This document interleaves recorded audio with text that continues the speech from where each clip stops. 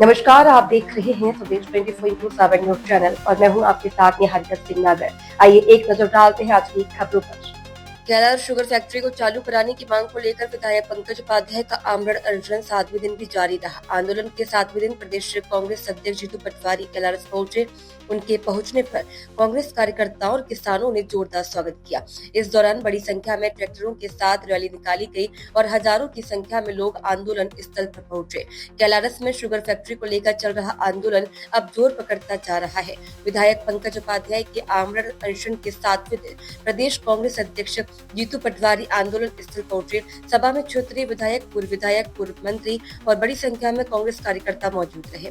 बता दें कि जीतू पटवारी ने कहा कि यह मुद्दा कांग्रेस या बीजेपी के श्रेय का नहीं बल्कि किसानों के हित का मुद्दा है। उन्होंने कहा कि यदि सरकार शुगर फैक्ट्री को चालू करने का निर्णय नहीं लेती है तो आंदोलन आगे भी जारी रहेगा। पटवारी ने यह भी कहा कि जरूरत पड़ी तो इस मामले को लेकर वरिष्ठ कांग्रेस नेता राहुल गांधी को भी कैलारस लाया जाएगा। पटवारी के कार्यक्रम में सैकड़ों ट्रैक्टरों की रैली और हजारों लोगों की भीड़ देखने को मिली।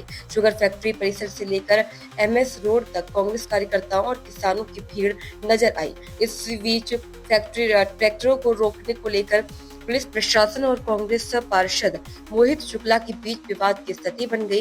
कांग्रेस की ओर से पुलिस पर दुर्व्यवहार और गाली गलौज के आरोप लगाए गए। घटना के बाद युवाओं और कांग्रेस कार्यकर्ताओं में आक्रोश देखने को मिला। कैलारस शुगर फैक्ट्री को लेकर चल रहा आंदोलन अब राजनीतिक रूप में भी गर्माता जा रहा है। विधायक का आमरण अनशन 7वें दिन भी जारी है और कांग्रेस ने सरकार पर दबाव बढ़ाने के संकेत दिए हैं। कैलारस से ललित तोमर की रिपोर्ट। किसानों को कर्जदार बनाया, किसानों को भगवान बताया, किसानों की आत्महत्या को मजबूर किया। उसका जीता जागता उदाहरण कैलारस शक्कर कारखाने में भारतीय जनता पार्टी का कृत्य सामने आया। 2011 में भारतीय जनता पार्टी का जब से यह बोर्ड बना लगातार शुगर मिल को बेचने की प्लानिंग चालू है। इसको बंद किया गया। सब आज की स्थिति तक भारतीय जनता पार्टी लोगों को आश्वासन देती रही, वादे करती रही, झूठ बोलती रही। चुनाव आता है, शुगर मिल याद आता है, चुनाव चला जाता है, शुगर मिल भूल जाते हैं। पंकज उपाध्याय जी विरोधी क्या होता है?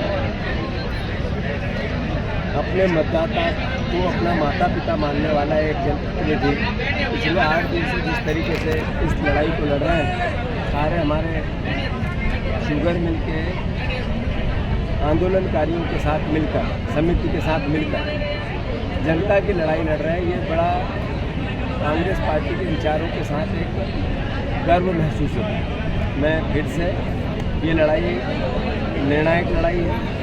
इस लड़ाई में सरकार को अपना दायित्व निभाना पड़ेगा।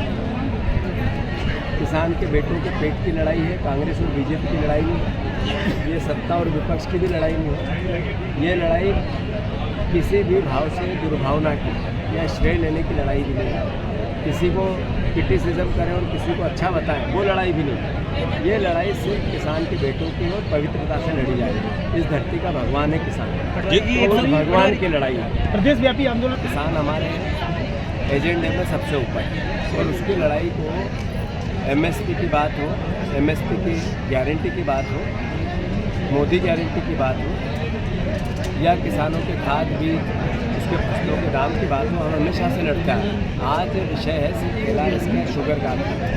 इस सरकार को इस भावना को जनता की समझ कर निर्णय लेना पड़ेगा।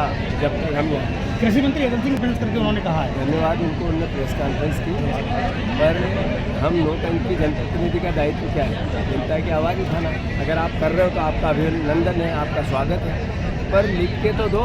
जबान की कीमत होती है क्या? आप कितने झूठ बोल रहे हो अपनी ज़िंदगी में? आपके झूठों को गिनती करेंगे अजय सिंह कंसाना, खुद भी नहीं गिन पाएंगे। जीतू जी आपने बताएंगे।